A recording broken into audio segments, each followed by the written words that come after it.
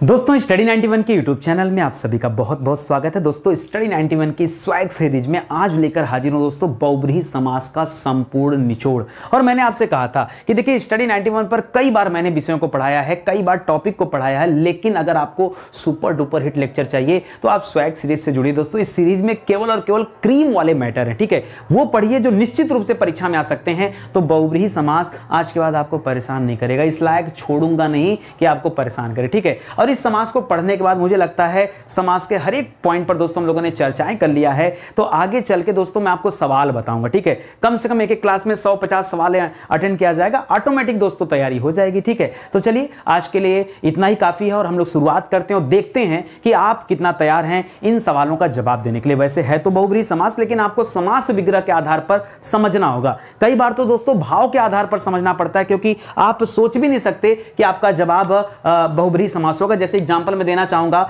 मान लीजिए यहां पर एक अलग से एग्जाम्पल मैं आपको दे देता हूं, जो जैसे दे दिया दोस्तों, मान लीजिए यहां पर निर्जन दे दिया, यहां पर अद्वितीय दे दिया, यहां पर सहृदय दे दिया। ये ऐसे है ना जिनको आप पहचान नहीं सकते। सहृदय सोचेगा बच्चा स लगा के बना है, लगता है बेभाव समास है, नहीं, यहां क्या है, भाव के आधार पर यह बहुब्रीहि समास होता है। अद्वितीय में बहुब्रीहि समास होता है, जिसके समान कोई दूसरा न हो वही तो अद्वितीय है, ठीक है। तो याद रखेगा यहां पर होता है निर्जन, जो न रहने लायक स्थान हो, निर्जन या जहां कोई व्यक्ति निवास न करता उसे निर्जन कहते हैं। तो ऐसे में दोस्तों भाव के आधार पर भी लेके चलते हैं और यहां पर जवाब क्या हो जाएगा, बहुब्रीहि समास हो जाएगा। तो तथ्यों को समझिएगा, सीखिएगा, तब आगे बातचीत करिएगा, ठीक है। तो आगे बढ़ा जाए और देखा जाए कि आपकी तैयारी इस चैप्टर पर कितनी अच्छी हो पाई है। तो चलिए देखते हैं, ठीक है।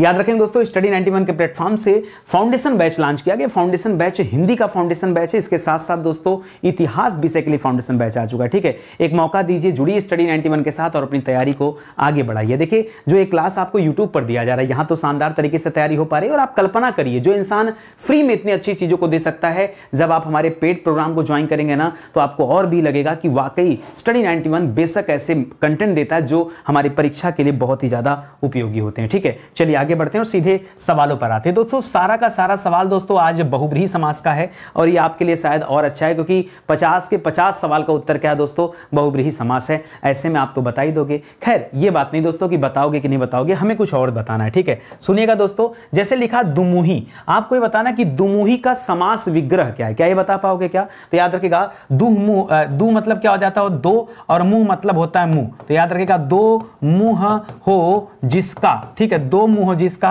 और याद रखिएगा किसका दो मुंह होता है, सर हमने तो कभी सुना नहीं। याद रखिएगा ये मादा सांप होते हैं, ठीक है। मादा सांप की विशेष प्रजाति होती है दोस्तों, मादा सांप की विशेष प्रजाति होती है। तो दोस्तों इसे क्या कहा जाता है, दुमुहा कहा जाता है। दुमुहा सांप आपने नाम सुना होगा या दुमुही सांप सुना होगा, तो याद रखेंगे, ठीक है। ये क्या है दोस्तों, ये बहुब्रीहि समास है, ठीक है। अच्छा सर कैसे पता यहां पर बहुब्रीहि है? तो बहुब्रीहि की अपनी एक पहचान होती है कि बहुब्रीहि में दोनों पद क्या होता है दोस्तों, अप्रधान होता है। दोनों पद क्या होता है, अप्रधान होता है। और तीसरा पद क्या हो जाता है दोस्तों, जब दोनों अप्रधान हो गया तो तीसरा पद क्या बन जाता है, तीसरा पद प्रधान बनता है। इसका मतलब जो लिखा जाता है होता कुछ और है। जैसे दुमुही बोला गया और दिमाग में सांप का चित्र बना, ठीक है, तो बोला कुछ और जाएगा, चित्र कुछ और बनेगा, तब दोस्तों आपका जवाब हो जाएगा। एक अच्छा सा सवाल और बोलता हूं, लिख रहा दुमुही की जगह दुमुहा। दुमुहा किसे कहा जाता है दोस्तों, तो दो मुंह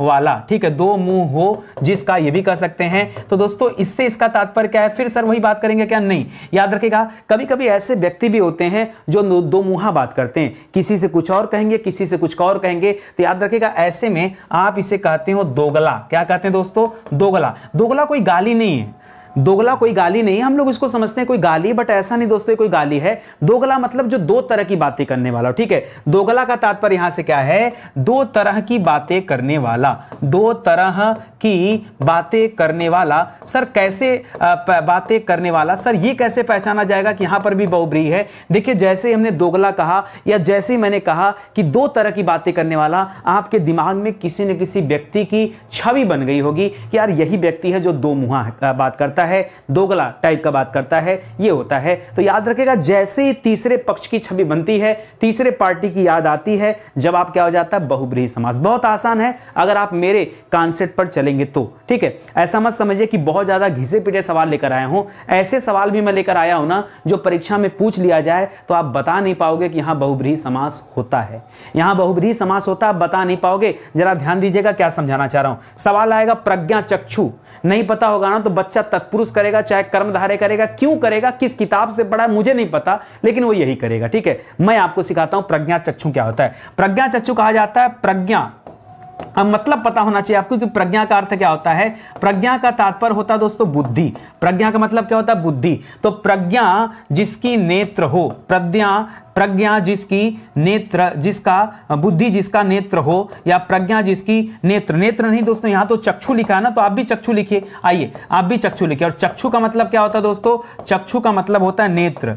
चक्षु का मतलब क्या होता है? नेत्र, ठीक है। तो प्रज्ञा जिसका चक्षु हो उसे। अब प्रज्ञा किसका चक्षु होती है दोस्तों? तो याद रखेगा जो अंधा व्यक्ति होता है, जो व्यक्ति अंधा होता है, जिसको दिखाई नहीं देता, याद रखेगा वो दिमाग से चलता है, उसकी बुद्धि दोस्तों नेत्र का काम करती है, इसलिए उसे प्रज्ञा चक्षु कहते हैं, ठीक है। और कहा जाता है कि अगर आप योग करते हैं, आप साधना करते हैं, तब आपकी तीसरी नेत्र खुल जाती है, आप बंद आंखों से सब कुछ देख सकते हैं। ये होता है दोस्तों प्रज्ञा चक्षु। तो ऐसे में आप भाव पे जाइए। कभी कभी दोस्तों बहुब्रीहि समास को आप भाव के आधार पर भी आपको समझना पड़ता है, ठीक है। भाव के आधार पर भी ध्यान देना होगा। ऐसे एक शब्द लिख रहा है विहंगाव। क्या लिख रहा है दोस्तों? विहंग। अब देखिए अगर आपको पता हो तो याद रखेगा विहंग का मतलब क्या होता है? खग, विहग या विहंग, ये पक्षी को कहा जाता है, ठीक है। तो याद रखेगा यानी अलग अलग करेंगे तो विहंगाव, विहंग धन आव करेंगे, यानी पक्षी की तरह या विहंग की तरह जो होता है दोस्तों उसकी बात करते हैं। तो याद रखेगा इसका तात्पर्य भी पक्षी ही होता है, क्योंकि पक्षी की तरह तो पक्षी होंगे ना, या फिर इसको नभचर से ले सकते हो, नभ में चरने वाला। तो यहां पर भी क्या हो जाता है दोस्तों? ये जवाब हो जाएगा आपका बहुब्रीहि समास, ठीक है। ऐसे देवराज का क्या हो जाता है? तो देवताओं का राजा है जो, ठीक है, देवताओं का राजा है जो। अब कौन राजा है दोस्तों? आपके दिमाग में तुरंत उत्तर आ गया कि सर राजा तो इंद्र हैं, यानी या जैसे ही इंद्र की छवि बनी उत्तर क्या हो जाएगा? बहुब्रीहि समास। बहुत आसान है। देखिए नेक नाम, ये अच्छा सवाल दोस्तों। मैं आपको बता दूं आप गड़बड़ कहां करते हो। जैसे विहंगाव आपके लिए अच्छा था, ये सब आपके लिए अच्छा था। आज मैं काम करता हूं, स्टार लगाते चलूंगा ऐसे सवालों पर जो परीक्षा में आएगा ना और आप बता नहीं पाओगे कि यहां पर बहुब्रीहि समास होता है। जैसे दे दिया नेक नाम, तो आप कहते हैं ना यार नेक काम करो, नेक काम करो, नेकी कर दरिया में डाल। नेकी मतलब, नेक का मतलब क्या होता है? अच्छा काम, सद्भाव का काम। सद्भाव नहीं होता, सद्भाव तो दोस्तों सद माने अच्छा, भाव माने भावना, तो अच्छी भावना को कहा जाता है दोस्तों। नेक के लिए हम क्या कह सकते हैं? नेक को अच्छा कह सकते हैं, ठीक है। तो नेक है जिसका नाम, नेक यानी क्या हो गया? अच्छा, नेक है जिसका नाम, याद रखेगा जिसका नाम, उसे नेक नाम कहते हैं। ऐसे बहुत सारे व्यक्ति हैं जो नेक कार्य करते हैं, याद रखेगा ऐसे लोग क्या कहलाते हैं? इन नामों में दोस्तों क्या अर्थ छिपा होता है? बहुब्रीहि समास छिपा होता है, ठीक है। ये सब ऐसे सवाल है ना कि परीक्षा में आ जाए तो दिमाग डिस्टर्ब हो जाएगा कि सर बहुब्रीहि समास है भी कि नहीं है, ठीक है। देखिए मैं इसीलिए बता रहा हूं कि स्टडी 91 पर आए ना, तो ऐसा मत समझिए कि 50 सवाल दिया तो बहुब्रीहि है, लेकिन आप समास विग्रह में जाके फंस जाओगे, ठीक है। मेरा काम है आपको फंसाना और आपको मैं फंसा ही के रहूंगा। देखिए लिखा सवाल पीतांबर, ठीक है। थोड़ा पेन चेंज करते हैं, लुक चेंज करने से मजा आता है। पीतांबर, तो पीतांबर होता है दोस्तों पीत है अंबर जिसका। पीत मतलब क्या होता है? पीला। पीत मतलब क्या होता है? पीला। तो पीत है अंबर। यहां पर अंबर का तात्पर्य किससे होता है दोस्तों? अंबर का तात्पर्य वस्त्र से होता है, ठीक है। तो पीत यानी पीला है अंबर जिसका।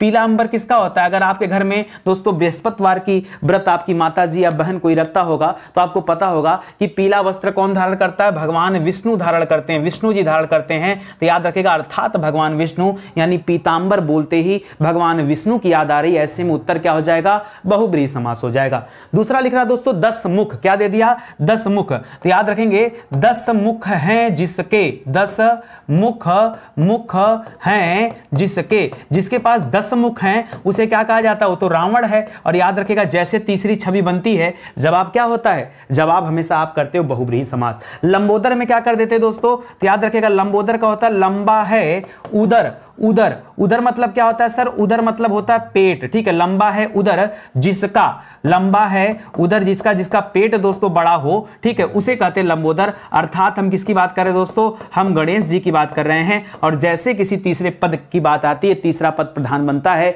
उत्तर क्या हो जाता है? बहुव्रीहि समास हो जाता है, ठीक है। तो आसान भी है। देखिए दत्त भोजन लिख दिया, ठीक है। दत्त भोजन का क्या करेंगे? स्टाल लगाइए, क्योंकि ऐसा सवाल जो आपको करेगा परेशान। अच्छा एक शब्द छोड़, दत्त भोजन नहीं पता कोई बात नहीं, एक बात बताओ, एक शब्द पता? दत्तचित्त।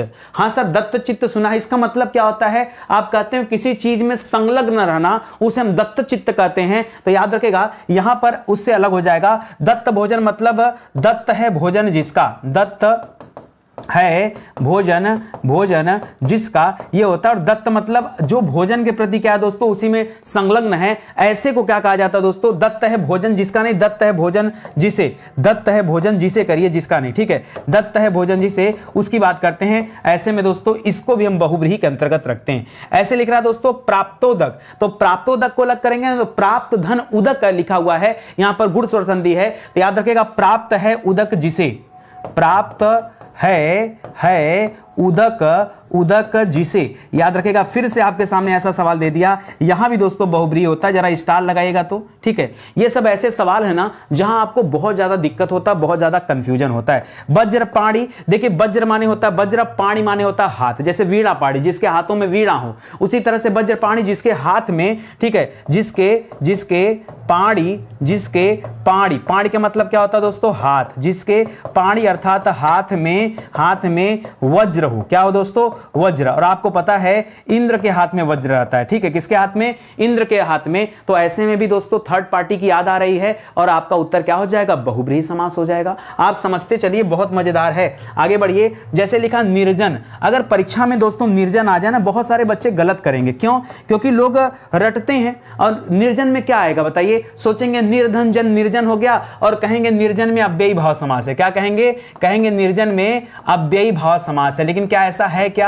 नहीं, अव्ययी भाव नहीं है दोस्तों। निर्जन में बहुव्रीहि समास है। क्या दोस्तों? निर्जन में बहुव्रीहि समास है। अब आप कहेंगे दोस्तों कैसे? तो निर्जन ऐसा स्थान जहां पे कोई निवास नहीं करता, ठीक है। ऐसा स्थान जहां कोई निवास नहीं करता, कोई निवास नहीं करता। दोस्तों ये तो मैं समास विग्रह न करके उसका एक अर्थ टाइप का बता दे रहा हूं, ठीक है। तो ये गलत हो जाएगा। इसको थोड़ा सा हमें अर्थ नहीं बताना, हमें क्या बताना दोस्तों? हमें ये बताना है कि क्या करें, ठीक है। हमें तो समास विग्रह करना है ना। समास विग्रह कैसे करेंगे? वो अर्थ निकलना चाहिए। तो निर्जन का हो जाएगा जो स्थान, ऐसे करिएगा, मिला के बनिए, जो स्थान जन से रहित है, निर्जन, जन से रहित है, यानी जहां पर कोई व्यक्ति नहीं रहता। और जन मतलब क्या होता है दोस्तों? मनुष्य, ठीक है। तो ऐसे में भी दोस्तों भाव के आधार पर देखेंगे, भाव के आधार पर क्या हो जाएगा? यहां बहुव्रीहि समास होगा। आप ध्यान दीजिएगा, आप किसी और से पूछेंगे ना तो ज्यादातर लोग आपको क्या बताएंगे? अव्ययी भाव समास बताएंगे। देखिए लोग क्या बताएंगे नहीं मैटर करता, जो चीजें मैं इस बार शोध करके आपको दे रहा हूं इस सीरीज में ना, उसको आप याद करने का प्रयास करिए, वो शानदार है, ठीक है। आगे बढ़िए, अद्वितीय, जिसके समान कोई दूसरा न हो, ठीक है। जिसके समान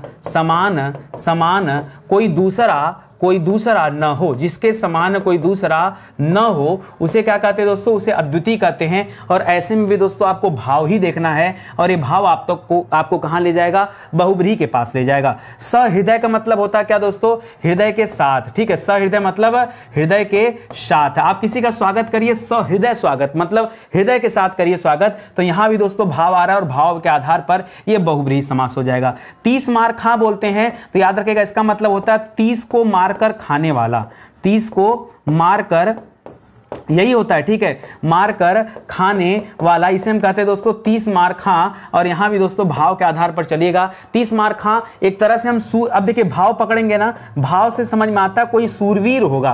क्या होगा? खाने वाला मतलब कच्चा मांस नहीं कहता है, मतलब 30 को हरा देने वाला। आप भाव पकड़िए भैया, यहां 30 को मारकर खाना नहीं है, ठीक है। सच में यहां भाव को देखना है कि 30 व्यक्तियों को मार देने वाला है, वो सूरवीर होगा, कोई योद्धा ही होगा ना, वही ऐसा कारनामा कर सकता है। ऐसे में ये क्या हो जाएगा, बहुब्रीहि समास हो जाएगा। तो मैं आपको समझाना चाह रहा हूं दोस्तों, ये मुझे लगता है इस स्लाइड में तो सब पे स्टार डाल दिया जाए, सही है, क्योंकि सब दोस्तों एक से बढ़कर एक सवाल है। अब देखिए सवाल दे दिया सिरफिरा। सिरफिरा आप कहते हो मुड्डी आदमी को, जो मूडी हो, जिसका सिर फिरा हो, जिसका बुद्धि दोस्तों क्या हो चुकी है, फिर चुकी हो, उसको हम कहते हैं सिरफिरा।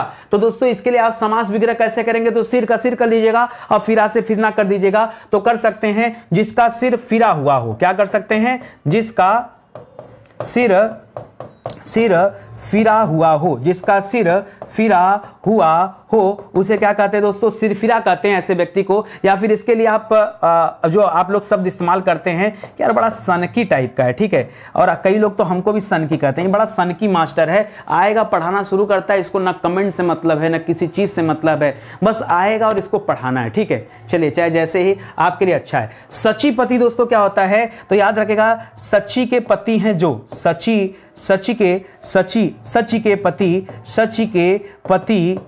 के पति हैं जो। सची कौन था दोस्तों पता है, याद रखेगा सची इंद्र की पत्नी का नाम था, ठीक है, इसलिए इंद्र को क्या कहा जाता है, सचीपति कहा जाता है, ठीक है। जैसे हम लोग पढ़ते हैं श्रीपति, श्री लक्ष्मी जी को कहा जाता है, और लक्ष्मी जी के पति कौन है, विष्णु जी हैं, तो हम कहते हैं श्रीपति। उसी तरह से भी हैं, तो यहां भी दोस्तों किसका बोध होता है, इंद्र का, और जैसे ही तीसरा पद आता है और वहां पर बहुब्रीहि समास हो जाता है। ऐसे दे रहा दोस्तों नाकपति, तो याद रखेगा नाक का पति है जो, नाक का पति है जो, याद रखेगा ये जो सचीपति थी ना, याद रखेंगे सची का एक दूसरा नाम क्या है दोस्तों, नाक भी है, पर्यायवाची है, इसलिए दोस्तों नाकपति भी किसे कहते हैं, इंद्र को ही कहते हैं। इस प्रकार यहां भी बहुब्रीहि समास हो जाएगा। आगे देखिए सहस्त्राक्ष मतलब क्या होता है, सहस्त्र करिएगा, सहस्त्र, ठीक है, सहस्त्र, ठीक है, सहस्त्र मतलब क्या होता है, हजार, सहस्त्र मतलब क्या होता है, हजार, ठीक है। सहस्त्र हैं अक्षी, अक्ष मतलब होता है आंख,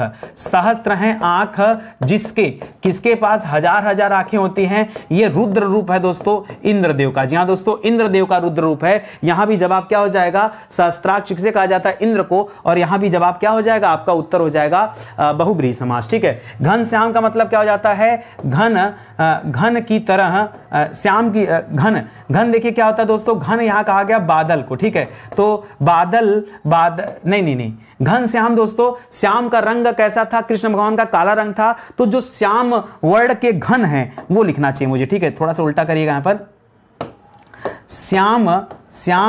श्याम के यानी कृष्ण, श्याम के रंग के घन मतलब बादल हैं जो, ठीक है, यानी गहरे काले बादल, यानी क्या हो जाएगा दोस्तों, मतलब काले बादल आप कह सकते हैं, काले बादल एकदम जो बारिश वाले होते हैं दोस्तों, इससे उनका भाव पता चलता है। तो ये भाव के आधार पर क्या हो जाएगा दोस्तों, ठीक है, हो सकता है आपका जवाब, ठीक है, या घन के समान श्याम है जो, ठीक है, काले बादल के समान यहां पर एक और निकल सकता है, क्योंकि दोनों एक दूसरे को अपना अपना रूप दिखा रहे दोस्तों। काले बादल के समान है जो, काले बादल यानी घन के समान है जो, समान है जो, ये भी कर सकते थे कि काले बादल के समान कृष्ण हैं और कृष्ण के समान काले बादल हैं। दोनों ही अवस्था में आपका जवाब क्या होने वाला है, बदलने वाला नहीं है, आपका जवाब तो यही रहेगा, ठीक है। क्या रहेगा दोस्तों आपका जवाब यहां पर, तो जवाब रहेगा आपका बहुब्रीहि समास।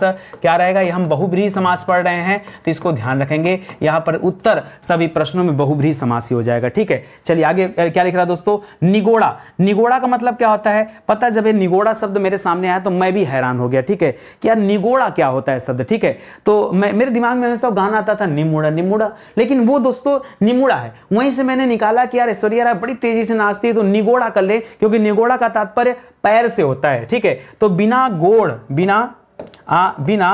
या फिर गांव में दोस्तों गोड़ यानी पैर को कहा जाता है, तो बिना गोड़ यानी पैर के, बिना गोड़ यानी पैर के, ये हो जाता दोस्तों निगोड़ा। और यहां भी दोस्तों आप भाव के आधार पे चूज करेंगे, ये अच्छा सवाल है, बहुत शानदार सवाल है, ध्यान दीजिएगा। यहां भी जवाब क्या हो जाएगा, बहुब्रीहि समास हो जाएगा। नीरज दोस्तों कमल को कहा जाता है, आप जानते हैं कि जल के पर्यायवाची में आपने पढ़ा होगा दोस्तों कि जल के पर्यायवाची में कभी भी ज शब्द लग जाए तो कमल का पर्यायवाची बन जाता है, कोई भी आप ले लीजिए तो ये उत्तर ही बनेगा, ठीक है। है, जैसे नीरज हो गया, जलज हो गया, तोयज हो गया, अंबुज हो गया, वारिज हो गया, अब्ज हो गया, ये सब हो जाता है। ठीक है, तो आप कह सकते हैं नीर में जन्मता है जो, जन्मता है जो। और कमल का जन्म दोस्तों कहां पर होता है? ये नीर में ही होता है। इस प्रकार दोस्तों यहां भी अर्थ क्या निकल कर आएगा? इसके अर्थ के आधार पर, इसके भाव के आधार पर ये पता चलता है कि कौन सा समास है, बहुब्रीहि समास है। श्रीज का मतलब क्या होता है दोस्तों? श्री मतलब होता है श्री, और श्री कहते हैं दोस्तों लक्ष्मी को कहते हैं।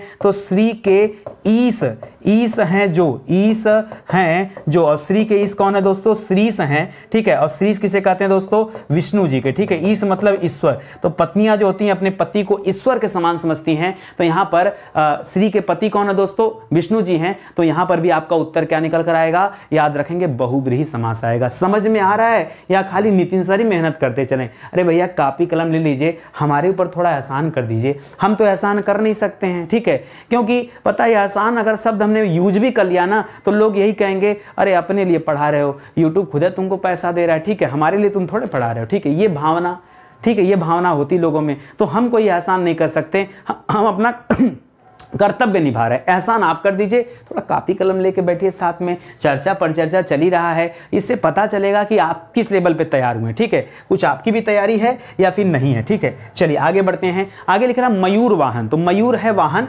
जिसका, उसे कहेंगे क्या दोस्तों? मयूर वाहन कहेंगे। क्या कहेंगे दोस्तों? लिख रहा है मयूर।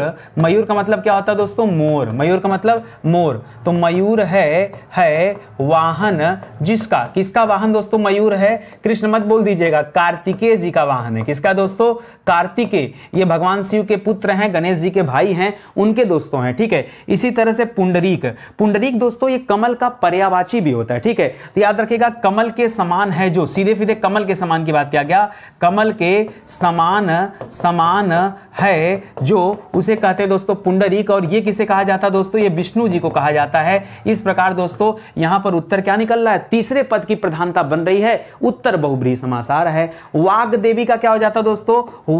वाग मतलब क्या हो जाता? वाक होता, वाकधन देवी। तो वाक की देवी हैं जो, वाक की देवी हैं जो, और वाक की देवी दोस्तों कौन है? ये माता सरस्वती हैं। इसलिए दोस्तों जवाब फिर से क्या निकल कर आ गया? बहुब्रीहि समास, क्योंकि तीसरे पद की प्रधानता हो गई। चंद्रमौली का क्या हो जाता दोस्तों? तो याद रखेगा चंद्रमा जिसके सिर पर चंद्रमा हो। ठीक है, जिसके सिर पर, जिसके सिर क्यों बोल रहा हूं दोस्तों? क्योंकि जिसके मौली, ये मौली जो शब्द है दोस्तों, मौली का तात्पर्य सिर से होता है। तो जिसके सिर पर चंद्रमा हो उसे चंद्रमौली कहते हैं। ठीक है, अर्थात क्या हो गया दोस्तों? यहां हम शिव की बात कर रहे हैं। इस प्रकार दोस्तों तीसरा पद मिला, और जैसे तीसरा पद मिलता है उसकी प्रधानता बनती है, उत्तर क्या हो जाता है? बहुब्रीहि समास हो जाता है। आशुतोष। ठीक है, तो आशुतोष कहा जाता है दोस्तों जो जल्दी खुश हो जाता है, उसे आशुतोष कहा जाता है। और भगवान शिव सबसे जल्दी खुश हो जाते हैं, कम पूजा पाठ लेते हैं दोस्तों। मतलब और देश की और जो देवता हैं उनका तप ज्यादा करना पड़ता, तब वो शायद आपको आशीर्वाद देने आएंगे। भगवान शिव ऐसे हैं जो बहुत जल्दी खुश हो जाते हैं और बहुत जल्दी नाराज भी होते हैं। ठीक है, तो आशुतोष याद रखेगा। तो आशुतोष का यहां समास वगैरह क्या बनता है दोस्तों? ठीक है, याद रखेगा जल्दी प्रसन्न होने वाले, जल्दी प्रसन्न होने वाले। दोस्तों ऐसे ही समास विग्रह बनेगा, क्योंकि यह दोस्तों अर्थ के आधार पर चल रहा है। ठीक है, या फिर अगर आप एग्जैक्ट बनाना चाहेंगे तो आशु, जैसे कहते हैं आंसू ना, तो आंसू का संबंध दोस्तों क्या होता है? जल्दी से होता है। जैसे आंसू कवि तत्काल कविता करने वाला या शीघ्र। ठीक है, तो आंसू तुष्ट होने वाले, तुष्ट होने वाले, तुष्ट मतलब संतुष्ट की बात करा, आंसू तुष्ट होने वाले। ठीक है, जो जल्दी तुष्ट हो जाते हैं, अर्थात कौन दोस्तों? शिव ही हैं। तो याद रखेंगे। इसी तरह से मकर है ध्वज जिसका ध्वज, अच्छा मकर ध्वज दोस्तों एक कामदेव को कहा जाता है। और यहां पर इसका समास विग्रह मैंने सर्च किया जब, तो निकला वह जिसके मकर का ध्वज है, वह जिसके मकर का ध्वज है, मकर का ध्वज है। यही दोस्तों इसका समास विग्रह है, याद रखेंगे। अर्थात हम किसकी बात करते हैं? कामदेव की बात करते हैं, कामदेव की बात करते हैं। ठीक है, कामदेव। इसी तरह से कामदेव को पंचसर भी कहा जाता है। 5 बाण चलाते थे, सर माने बाण चलाना, तो 5 बाण चलाने की वजह से उन्हें पंचसर कहा जाता है। तो याद रखेगा, वो सर मतलब सर मत ले लीजिएगा, पंचसर, ये 5 बाण चलाने की वजह से इन्हें कहा जाता है। ठीक है, तो इस तरह से याद रखेंगे। दोस्तों स्टडी 91 से अगर आप जुड़े हैं तो मैं कह रहा हूं कम से कम आपके पास पास आपकी अपनी हिंदी तो होनी ही चाहिए, ठीक है। ये आपके पास है तो सब है। देखिए 5000 सवाल इस हिंदी में दिए गए और 500 पेज की किताब है, तो मुझे लगता है दोस्तों शानदार है। आप इसके माध्यम से तैयारी करिए तो ज्यादा बेहतर रहेगा और अच्छे से आप तैयारी कर पाएंगे। और बहुत सारी किताबें जिनके बारे में इंक्वायरी आप यहां से ले सकते हैं, ठीक है। ये किताबें सैंपल के तौर पे दे रहे हैं दोस्तों, और भी बहुत सारी किताबें हैं जो आप हमारे वेबसाइट या एप्लीकेशन से ले सकते हैं। अमेजन, फ्लिपकार्ट, मीजो, हर जगह दोस्तों किताबें लिस्ट हैं, वहां से भी जाकर प्राप्त कर सकते हैं, ठीक है। आगे लिख रहा है दोस्तों गिरिधर, ठीक है। तो गिरिधर किसे कहा जाता है दोस्तों, याद रखेंगे गिरिधर कहा जाता है गिर को धारण करने वाले को, ठीक है। तो याद रखेगा गिरी, गिरी मतलब क्या होता है दोस्तों, पर्वत।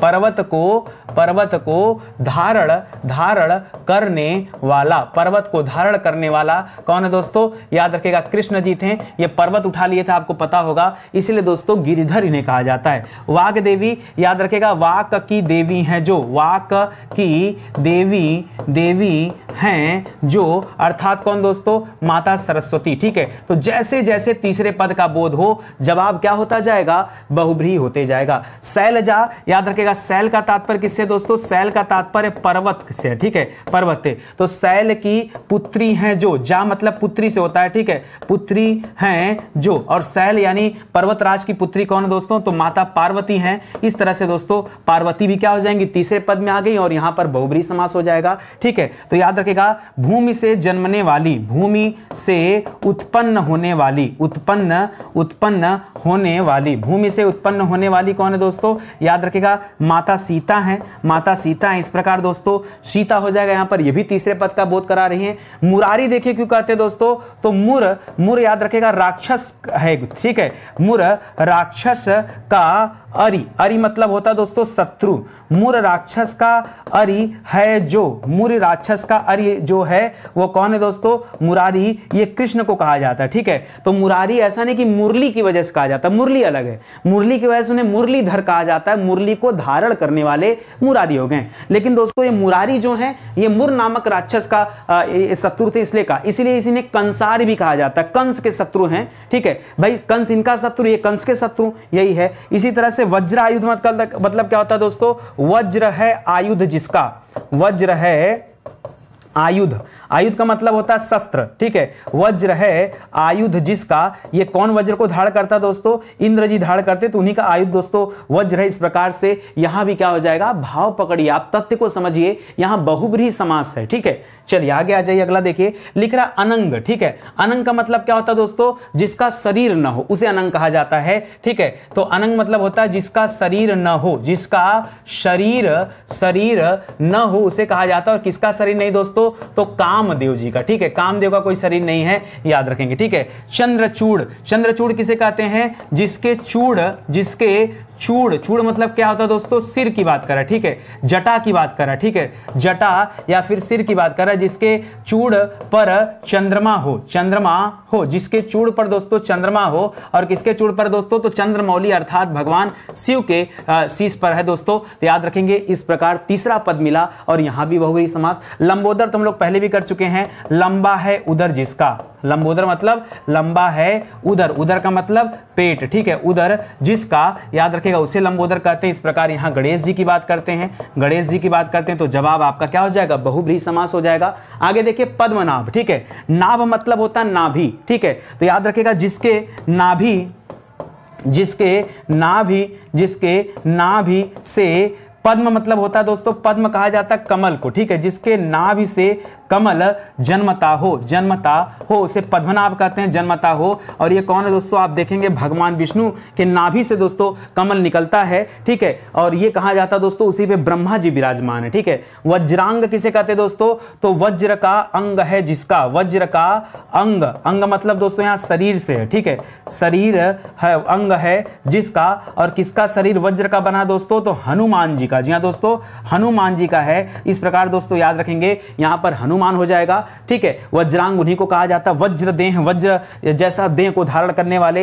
हिरण्यगर्भ दोस्तों, हिरण्य कहा जाता है सोने को, हिरण्य का मतलब क्या दोस्तों, सोने। तो याद रखेगा सोने का गर्भ धारण करने वाले, ठीक है, याद रखेगा सोने का गर्भ धारण करने वाला, ये किसे कहा जाता है दोस्तों, ब्रह्मा जी को कहा जाता है। इस प्रकार दोस्तों यहां भी तीसरे पद का बोध हो रहा है, ठीक है, या सोने का गर्भ हो जिस जिसका, या सोने का गर्भ धारण करने वाला, तो याद रखेगा ब्रह्मा जी को कहा जाता है हिरण्यगर्भ है। इस प्रकार दोस्तों यहां भी सवाल का उत्तर क्या हो जाएगा, बहुब्रीहि समास हो जाएगा।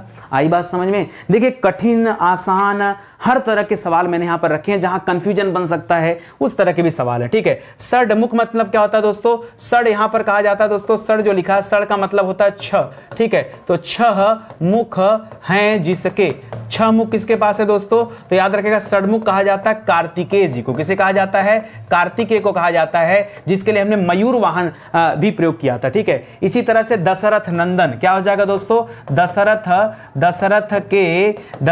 के नंदन, नंदन मतलब क्या हो जाता है, पुत्र, पुत्र हैं जो, और दशरथ के नंदन कौन है दोस्तों, तो याद रखेगा रामचंद्र हैं। इस प्रकार यहां भी तीसरा पद हो गया और यहां भी बहुब्रीहि समास हो जाएगा। रेवती रमण का मतलब क्या होता है दोस्तों, रेवती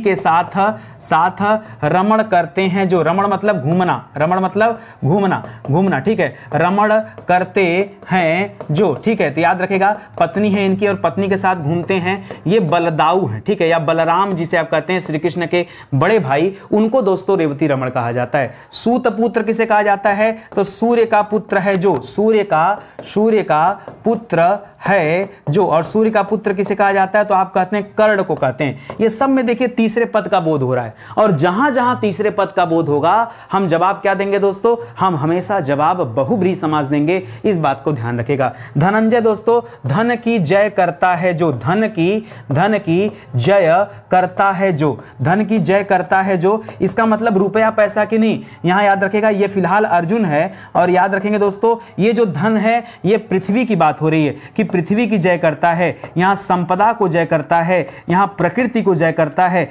यहां तात्पर्य दोस्तों इससे लिया गया है, तो इस तथ्य को भी याद रखेगा, ठीक है। इसी तरह से सुग्रीव किसे कहा जाता है, सुंदर ग्रीवा हो जिसकी, सुंदर ग्रीवा मतलब होता है गर्दन, सुंदर ग्रीवा यानी गर्दन हो जिसकी, और सुंदर गर्दन दोस्तों किसकी है, यह कहा जाता है सुग्रीव की। सुग्रीव दोस्तों वानर राज थे, क्या थे दोस्तों, वानर राज सुग्रीव थे, ठीक है, ये उनकी बात होती है। तो दोस्तों यहां भी तीसरे पद का बोध होता है, इस प्रकार इस शब्द में भी क्या हो जाएगा, बहुब्रीहि समास हो जाएगा। देखिए ये चैप्टर पढ़ाने के पीछे जो मेरा मुख्य उद्देश्य है वो यह है कि एक तो आप समास विग्रह समझ जाइए, दूसरा दोस्तों किस शब्द का क्या अर्थ निकलता वो जान जाइए, और कुछ ऐसे शब्द जो बहुत डिफिकल्ट होते हैं, ठीक है, उनको भाव से ढूंढना पड़ेगा, तो भाव वाले शब्द भी आप समझ जाइए, ठीक है। जैसे लिखा दोस्तों गांडीवधारी, तो गांडीव दोस्तों एक धनुष का नाम था, गांडीव क्या था दोस्तों, एक धनुष का नाम है, तो गांडीव को धारण करने वाला,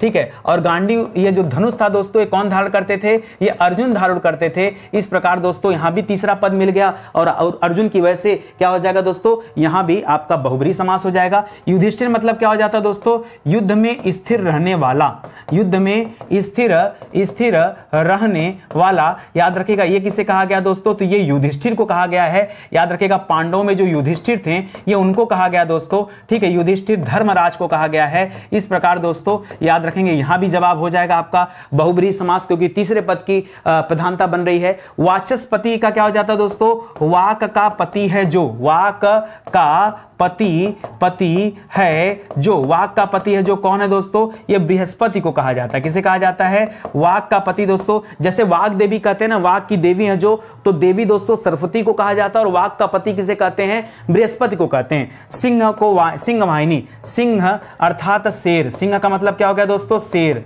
सिंह है वाहन जिसका, सिंह है वाहन जिसका, इसका मतलब हम किसकी बात कर रहे हैं दोस्तों, माता दुर्गा की बात कर रहे हैं, तो फिर से तीसरे पद की प्रधानता मिलती है।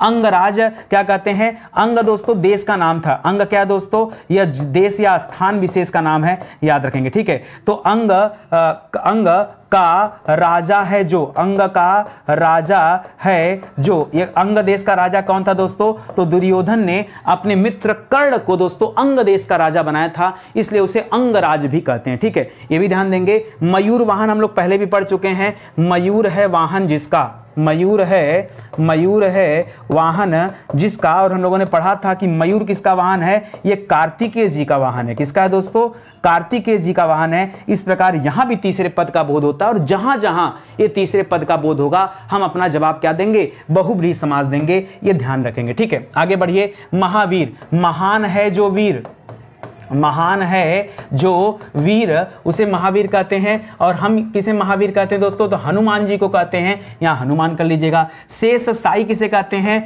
शेष दोस्तों याद रखेगा नाग का नाम है, ठीक है, यह नाग विशेष का नाम है। शेष पर शयन करने वाले, शेष पर शयन करने वाले ये शेष साई है दोस्तों। और कौन शयन करता है, सोता है? तो भगवान विष्णु जी ये शेष नाग पर शयन करते हैं। इस प्रकार दोस्तों यहाँ भी तीसरे पद का बोध है। चंद्रमौली दोस्तों, जिसके मौली पर, जिसके मौली, मौली मतलब शीर्ष पर या सिर पर या फिर जटा पर, क्या दोस्तों याद रखेंगे, पर चंद्रमा है, जिसके मौली पर चंद्रमा हो, याद रखेंगे। अर्थात हम किसकी बात कर रहे हैं?